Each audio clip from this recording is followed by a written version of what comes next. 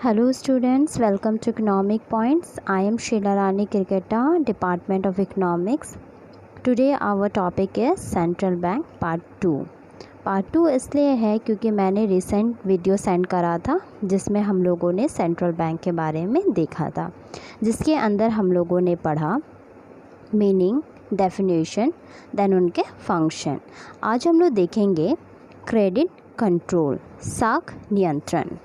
भारतीय अर्थव्यवस्था में मुद्रा की मांग और आपूर्ति को नियंत्रित करने और अर्थव्यवस्था में ऋण के प्रवाह को नियंत्रित करने के लिए भारतीय रिजर्व बैंक द्वारा उपयोग की जाने वाली मौद्रिक नीति का एक महत्वपूर्ण उपकरण है। आरबीआई निर्मित व्यापारिक बैंकों पर नियंत्रण रखता है। नेक्स्ट हेडिंग है हमारा मेथड ऑफ क्रेडिट कंट्रोल, साख नियंत्रण के तरीके। ये निम्नलिखित दो प्रकार से हैं। पहला है क्वांटिटेटिव मेथड और दूसरा है क्वालिटेटिव मेथड। पहला हम देखेंगे क्वांटिटेटिव मेथड, मात्रात्मक नीतियाँ। यह क्रेडिट के उन तरीकों को संदर्भित करता है जो केंद्रीय बैंक द्वारा उपयोग किए जाने वाले क्रेडिट की कुल मात्रा को प्रभावित करते हैं, जिस उद्देश्य के लिए क्रेडिट डाला जाता है।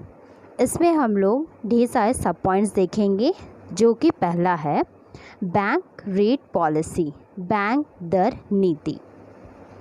बैंक रेट वह रेट है जिस पर किसी देश के केंद्रीय बैंक को प्रथम श्रेणी की प्रतिभूतियों को फिर से छूट देने के लिए तैयार किया जाता है।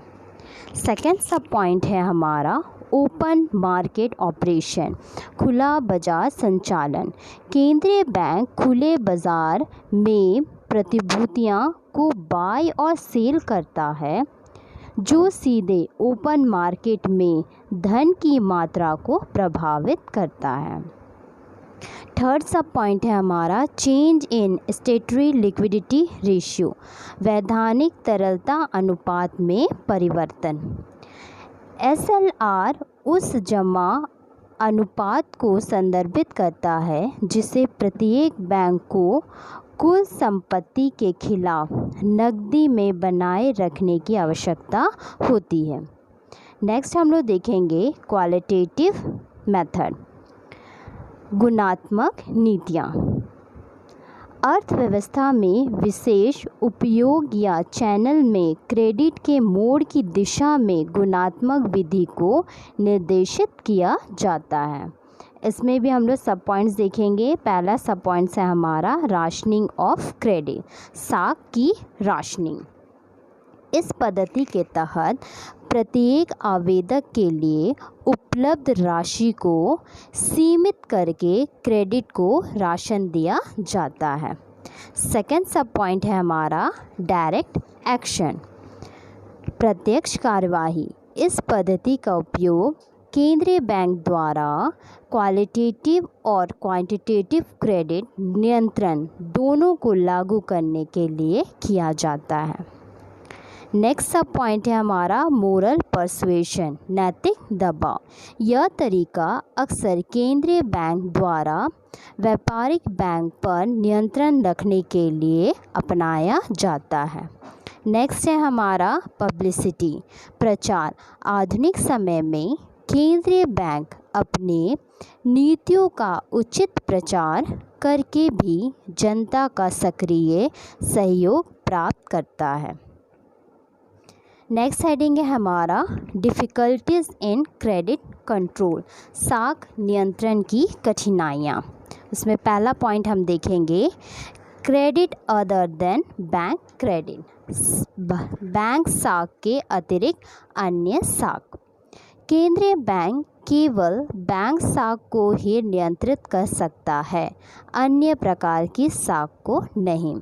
सेकेंड पॉइंट है हमारा lack of control on ultimate use of credit, साख के अंतिम उपभोग पर नियंत्रण का अभाव। केंद्रीय बैंक साख के अंतिम उपभोग पर नियंत्रण नहीं कर सकता, परंतु उसका उपभोग सट्टे के लिए किया जा सकता है। थर्ड पॉइंट है हमारा lack of control on non monetary factor, गैर मौद्रिक कारकों पर नियंत्रण की कमी। आर्थिक अप एंड डाउन मॉनेटरी और नॉन मॉनेटरी दोनों कारकों के कारण दिखाई देते हैं। नेक्स्ट है हमारा रिजर्व बैंक ऑफ इंडिया, भारतीय रिजर्व बैंक। यह देश का केंद्रीय बैंक है। आरबीआई का केंद्रीय बैंक जो भारतीय रुपये के मुद्रों और आपूर्ति को नियंत्रित करता है। नेक्स्ट हम लोग देखेंगे function of reserve bank of India, भारतीय रिजर्व बैंक के कार्य। उसमें पहला कार्य है हमारा इशू ऑफ नोट्स, नोटों का निर्गमन। आरबीआई को नोट छापने का एकाधिकार प्राप्त है। सेकेंड है हमारा बैंकर टू दी गवर्नमेंट, सरकार का बैंकर। केंद्रीय एवं राज्य सरकारों के सभी बैंकिंग कार्यों को संपन्न कराता है तथा सरकार को आर्थिक एवं मौद्रिक नीति संबंधी मामलों में सलाह देता है।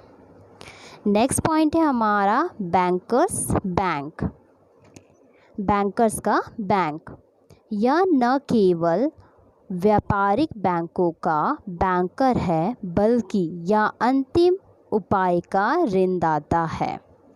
नेक्स्ट है हमारा कंट्रोलर ऑफ क्रेडिट, ऋण का नियंत्रक। यह उद्देश्य को प्राप्त करके यह देश में प्रभावी ढंग से नियंत्रित करने के लिए गुणात्मक और मात्रात्मक नीतियों का व्यापक उपयोग करता है। लास्ट हम लोग देखेंगे कंक्लूज़न, निष्कर्ष। केंद्रीय बैंक के कार्यों का देश की अर्थव्यवस्था में बहुत महत्व है। किसी देश की मॉनेटरी और बैंकिंग प्रणाली की सुदृढ़ता केंद्रीय बैंक द्वारा इन कार्यों के कुशल निर्वहन पर एक बड़े उपाय पर निर्भर करता है। Thank you.